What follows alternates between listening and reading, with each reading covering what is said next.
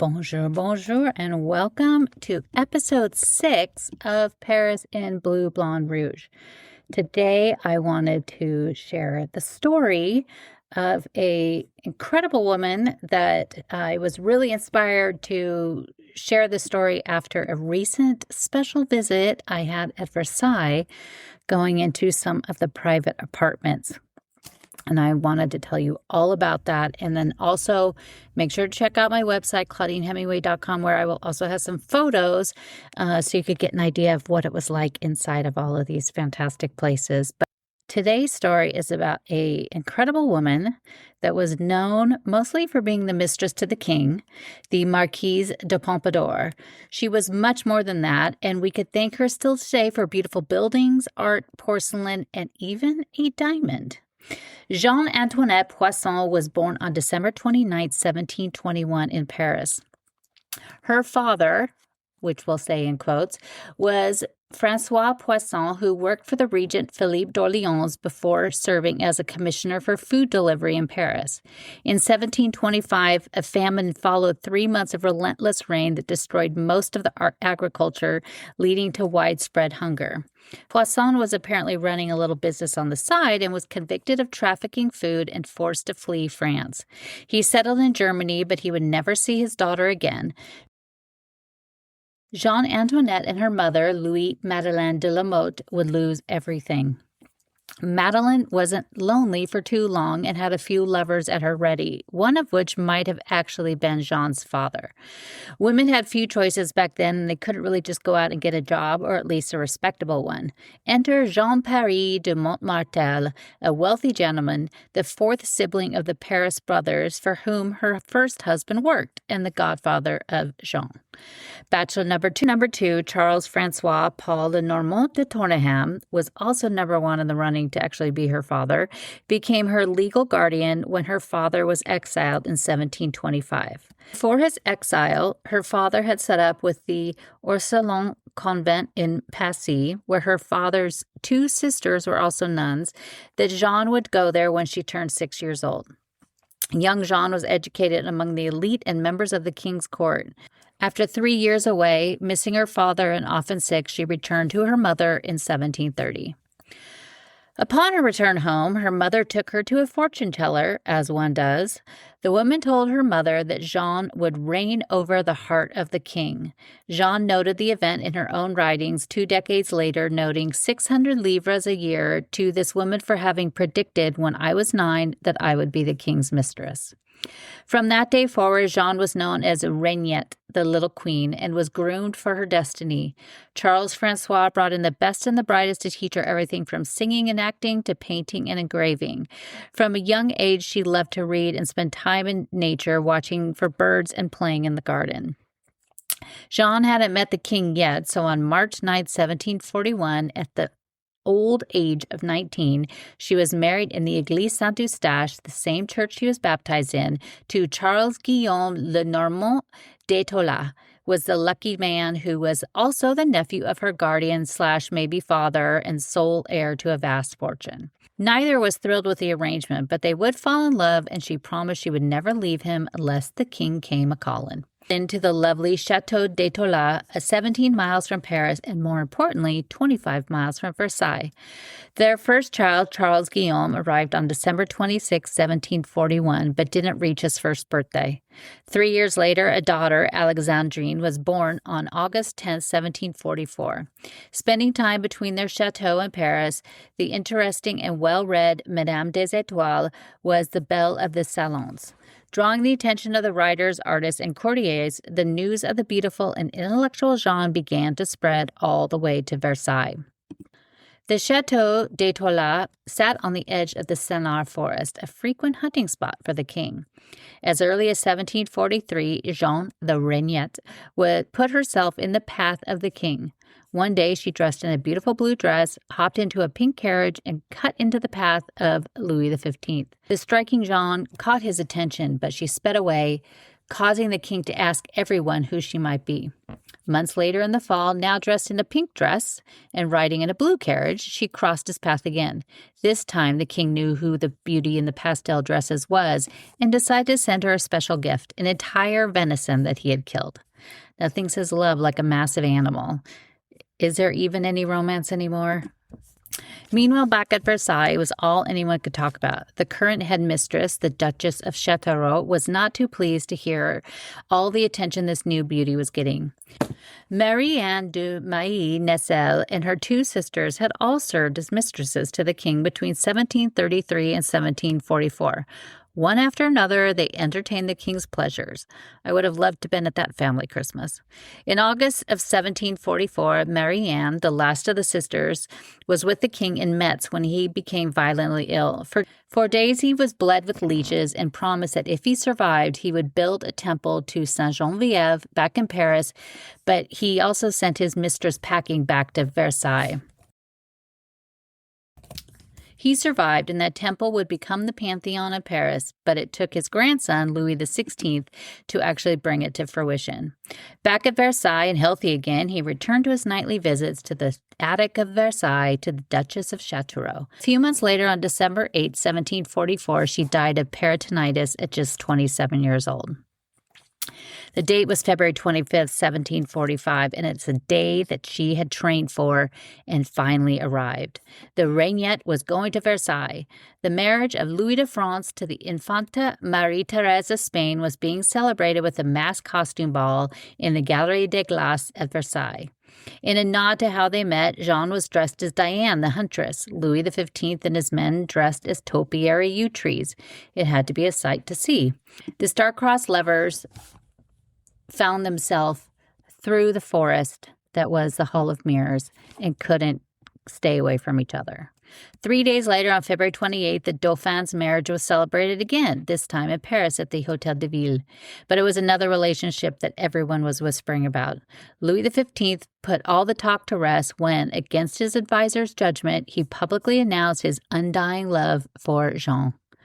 Back at home, her husband should have known that this might happen. After all, it was predestined, and she did tell him she would stay with him unless the king called. The king had a way of dealing with these things. Monsieur de l'Étoile was given the Chateau de Pompadour and the title of Marquise, both conveniently located in the southwest of France. That same year, on May 7th, the official separation from her husband was decreed, an act that was very difficult to do back then, but when the king wants it, anything can happen. The Marquise de Pompadour was now free for the king, but there was still another problem. While the king could give away chateaux, titles, and even separations, being accepted at court had its own rules. In the summer of 1745, she was a regular visitor to Versailles and would then return to her nearby chateau. Yet this still wasn't close enough for Louis XV. On September 10th, Louis XV invited the Marquise de Pompadour to move into Versailles, installed in the former apartment of his last mistress in the attic above his private rooms. She still faced the problem of being presented at court, but Louis XV made a shrewd deal with Louise Elizabeth de Bourbon-Conti, the legitimized granddaughter of Louis XIV. In return for erasing the debts of her husband, she would serve as the godmother of Pompadour and present her to the court, solidifying her place in the chateau on September 15th, 1745. I was lucky enough to see her first private apartments at Versailles last week. Normally closed to the public, they do offer special private visits from time to time, given in French. The rooms are installed over the Mercury, Apollo, and Mars room, as well as the private rooms of Louis XV. Her suite included 4 rooms, once accessible only by a flying chair, an 18th century elevator. Sadly, the chair is gone and little remains from what was actually in the room at the time of her life, but the chateau has been able to procure a few items that had belonged to her and were used by her in her other homes. As you enter the antechamber, you see straight out the window that looks over the forest of Marly and the north parterre of the garden and terrace of the chateau.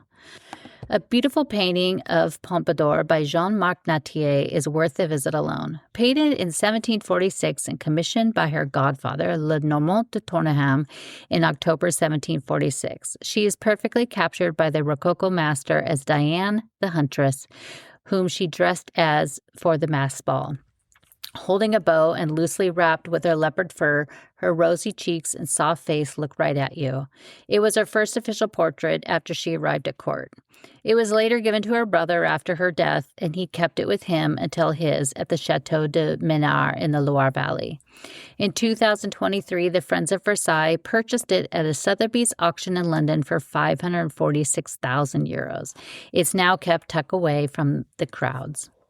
On either side of the doors are two of the important men in her life. On the right, a painting by Louis Torquay of Le Normand de Tourneham, who, thanks to Pompadour's relationship, served as the superintendent of the King's Building from 1746 to 1751.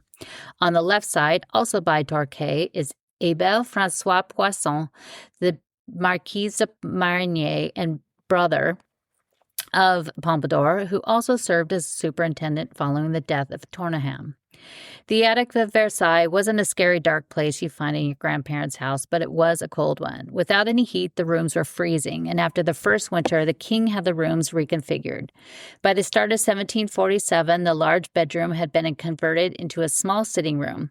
An alcove was cut into the wall for the bed, the first one in Versailles, which allowed the bed to be covered with a curtain at night to hold in the heat. They say that the king never saw his mistresses in his private bedroom, but he would take the flying chair to the attic to see Pompadour whenever he wished. To the left of the antechamber, the sitting room of the former bedroom is quite large. Today it is filled with furniture and objects, many of which were once owned by the Duke and Duchess of Windsor, Edward VIII, and Wallace Simpson. Once in their home outside of Paris and purchased at auction, all the items that date to the period of when Pompadour had lived there.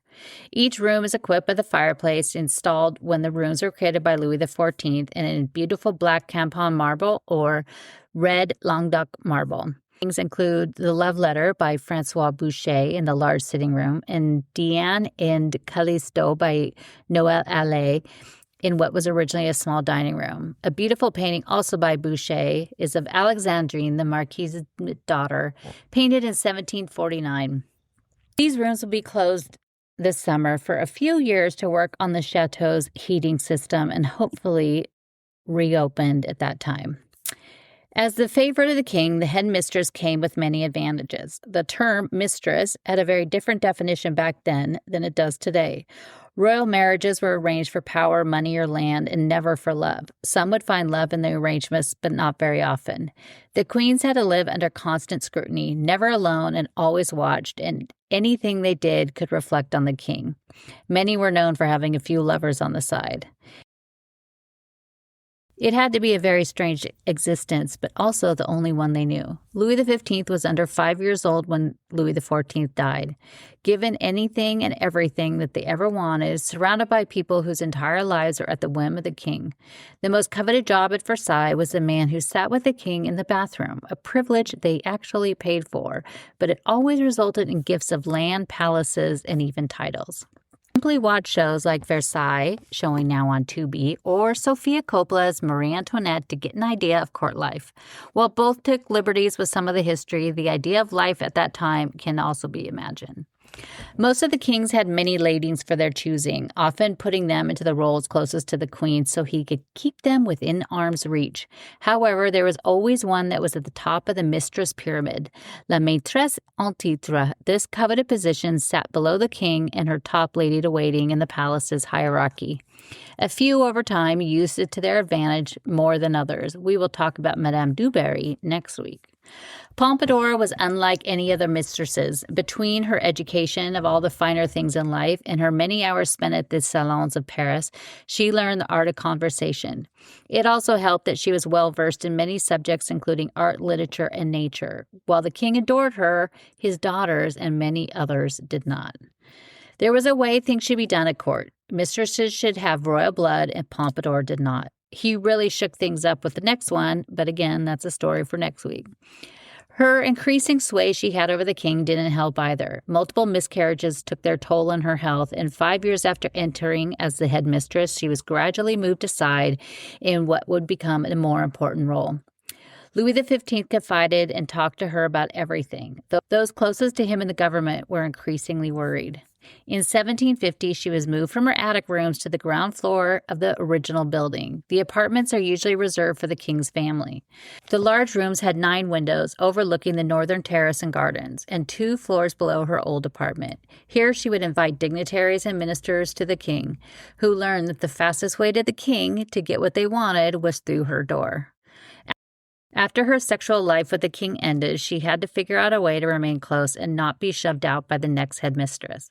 To keep the king satisfied, she, with the help of Charles Jacques Collin, set up a private brothel just for the king in the nearby Parc aux Cerfs. Ladies were chosen for the king and changed out every few weeks to keep his interest. Once they were sent away, they were given vast sums of money and sometimes even small properties. On October 12, 1752, she had been given the title of Duchess, and on February 7, 1756, she was now appointed the Lady of the Queen's Palace, the highest honor after the Queen. Jean's daughter died on June 4, 1754, at just 9 years old. She had been raised at Versailles among other royal children and was set to marry the son of Michael Ferdinand d'Albert d'Ailly when she turned 13, a loss that Pompadour never recovered from. Her final years at court was spent surrounded by her books and art, but she kept herself very busy thanks to Jacques Gouet, the official engraver to the king. Gouet had spent many years at the atelier of François Boucher as an engraver of lithograph plates. One day, he met Joseph Antoine Crozat and saw his massive collection of engraved stones and fell in love. He took on the role as the engraver to Louis XV, who asked him to create a collection of stones engraved with the major moments of his reign. While spending time at court, he met Pompadour and took her in as a student. An entire engraving press was moved into her apartment, and every tool imaginable was used to etch her own stones. 5 of these still remain, and I saw 2 of them in 2023 at a special exhibit at Versailles, and I just about died when I saw it. They are held in the collection of the Bibliothèque Nationale Richelieu, and I'm going to go check this week to see if they are on view and let you know. But I do have pictures of them on my website. Along with these stones, she also engraved and printed entire books. She worked with Denis Diderot and Jean-Laurent D'Ambert to print the very first editions of the encyclopedia. These outraged the government and led to a halt in production after just the first 2 volumes. She holds many of her lithographs based on the drawings of Boucher and Gouet that Pompadour created, which were also used to etch stones. They aren't on display to the public, but you can see them on the Louvre database, and I'll include a link. Pompadour also took great interest in the porcelain factory at the Chateau de Versailles, bringing many pieces to Versailles and drawing the attention of the king, who in 1753 purchased large sets for his many palaces. In 1756, Pompadour had them moved to Sèvres, where the factory and all its workers had more space and would become one of the greatest porcelain companies in the world. She also liked to put on her own plays to entertain the king at court. In the play Pomone and Vertum, based on Ovid's Metamorphoses, Pomone was a beautiful garden nymph who wanted to spend all her time with her flowers. Vertum, the god of the garden, fell in love with her, but she refused him over and over. Vertum takes on many disguises and is still refused until one day he dresses as an old woman and reveals himself to her, finally winning her over. Maybe he should have dressed as a tree. The Louvre holds a stunning sculpture in the Cour Puget by Jean-Baptiste Lemoyne, created in 1760. It was never a part of the king's or Pompadour's collection, but is strategically located within the Louvre. On the right is a statue of Louis XV as Jupiter by Nicolas Cousteau, and on his left, the Queen Marie as Juno by Guillaume Cousteau. Just in front of Pomone and Vertum is a statue of Amitié, or Friendship, by Jean-Baptiste Pigalle. It was created in 1750 and commissioned by Pompadour herself for the Chateau de Bellevue. What is remarkable about this one, and get very close to it, is that you could see it's actually Pompadour's face on the statue. She leans forward with one hand towards her chest and one stood next to a statue of Louis XV. Pigalle created a second group of Love Embracing Friendship in 1758, also commissioned by Pompadour for the Park of Bellevue. A small terracotta version can be found in the antechamber of her first apartment. In the 19 years of the relationship between Louis XV and Pompadour, he bestowed many palaces and chateaux on her. The Chateau de Crécy near Dreux in 1746, followed by the Chateau de la Selle Saint-Cloud and Chateau de Bellevue in 1748. After their intimate relationship ended, he purchased the Hôtel des Réservoirs, steps away from the chateau, complete with an underground tunnel leading to Versailles. However, the most important might have been the Hôtel des Dreux. You might know it today as the Élysée Palace and the home to the President of France. The Petit Trianon at the lower edge of the property of Versailles, and often associated with Marie Antoinette, was in fact built for Pompadour. Sadly, she never saw it completed. She also owned a small hermitage within the Chateau de Fontainebleau, Compiègne, and Choisy, and her last purchase was the Chateau de Menard in the Loire Valley, where her brother would live. In 1763, her health began to fail. The cold and drafty rooms of Versailles took their toll. Throughout the winter and spring of 1764, the king moved her doctor, François Quesnay, to Versailles and next to her. On the morning of April 15, 1764, Palm Sunday, Louis XV visited his great love one last time and bestowed one of the greatest honors on her, letting her take her last breath there at Versailles, an honor normally reserved only for the king. She died that morning of pulmonary congestion at just 42 years old, while the king held her hand. Just after her death, she was taken to her nearby Hôtel des Réservoirs, where she was displayed for 2 days before the funeral at the Église Notre-Dame de Versailles on April 17th. The king was visibly distraught and inconsolable with the loss of this great love and friend. Following the funeral mass, he traveled to Paris with her one last time.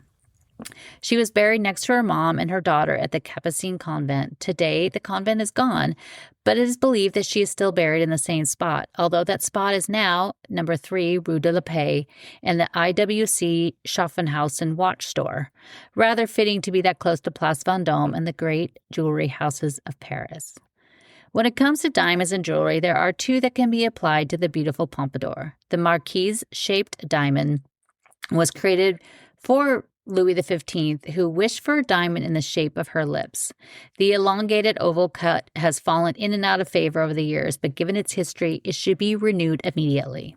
They're known by name, the Pompadour ring, sometimes called a daisy ring, features a colored central stone surrounded by smaller diamonds. The sapphire diamond engagement ring, worn by Princess Diana, then the current Princess of Wales, is a perfect example of the Pompadour ring. The first one was created for the Marquise de Pompadour by Louis XV. She wasn't an official member of the crown, so we don't know much about her jewelry to this day. While she is known as a mistress, she should be remembered as a huge promoter of the arts in all forms, welcoming many of the great Rococo artists of her time to Versailles and to the attention of the king. You can still find many of the paintings by Boucher in the bedroom of the Queen Marie. She should be remembered as a huge promoter of the arts in all forms. She welcomed many of the great Rococo artists of her time to Versailles and to the attention of the king. You can still find many of the paintings by Boucher in the bedroom of Queen Marie Antoinette and the Salle Pompadour at Élysée Palace.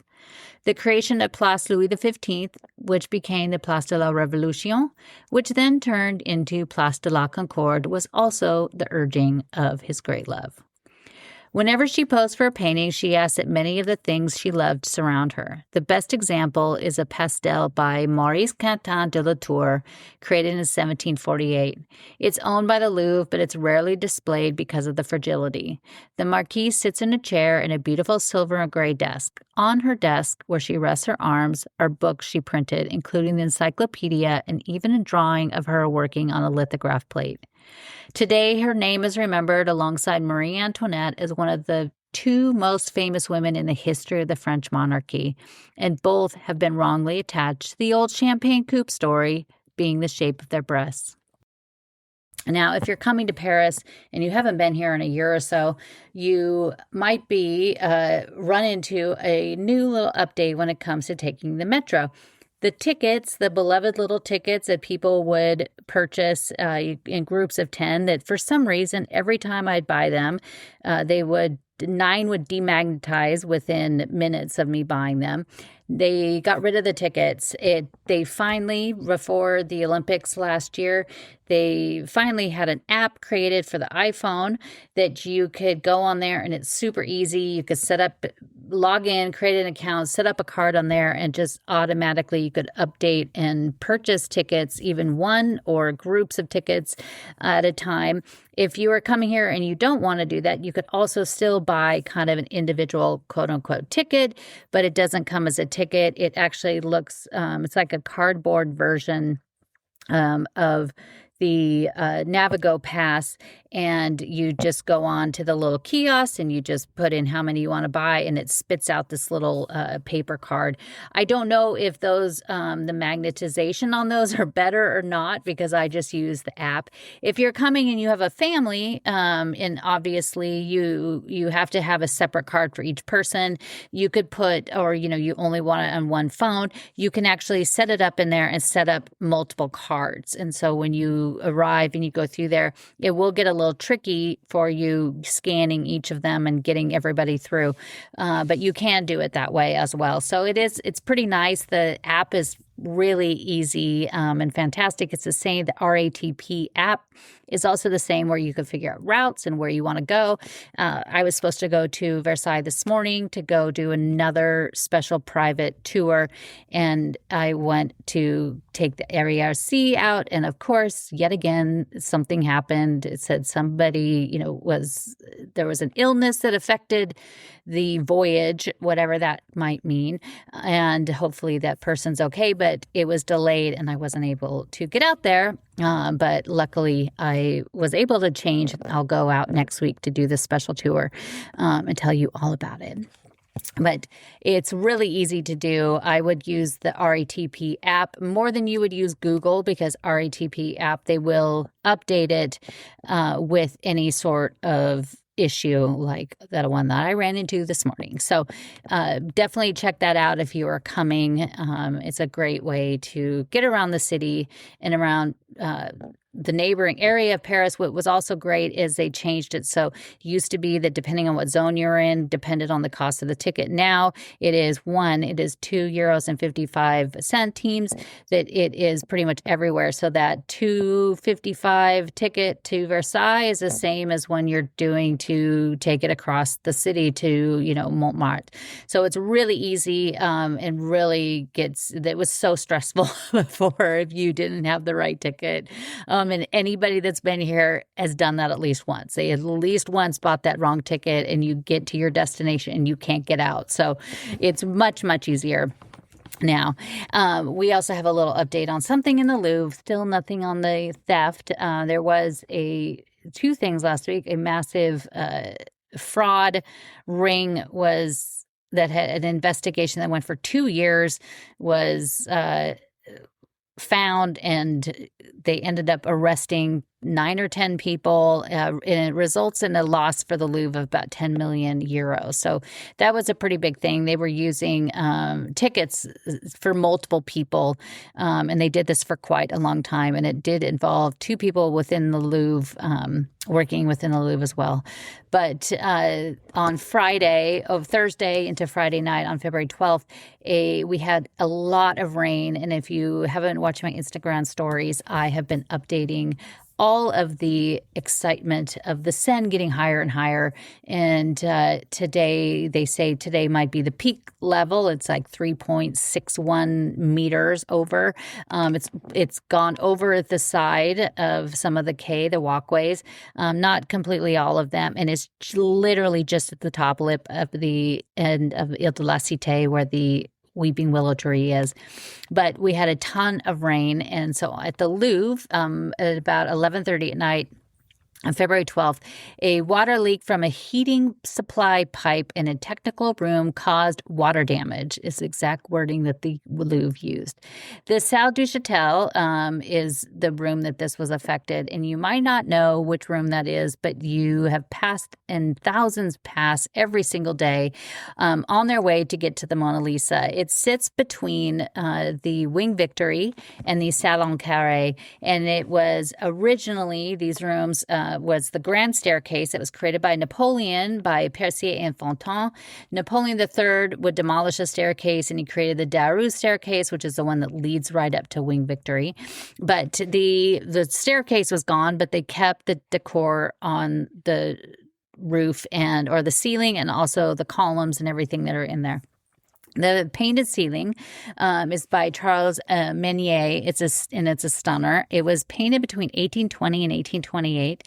It is called the Triumph of French Paintings, the apotheosis of Poussin, Lesueur, and Lebrun, and it links the artists of the French and the Italian Renaissance as well as contemporary artists. In the top right of the painting, you see Michelangelo, Da Vinci, and Raphael. They look down at Charles Lebrun, Eustache Lesueur, and Nicolas Poussin in the center, each holding a scroll with the names of the few of their most famous works. Above, Paulo looks down at Time, who's looking up from below as an allegory reaches to push him away. Surrounding the center of the painting are medallions originally intended to hold medallions of the former kings, but later changed to honor the artists, including David Giraud, Vouet, and Vernet, with a beautiful red background, gold architectural scrolls, and 4 male figures representing the artists in meditation and sketching. The ceiling is next to the Salon Carré, which was part of the Grand Gallery.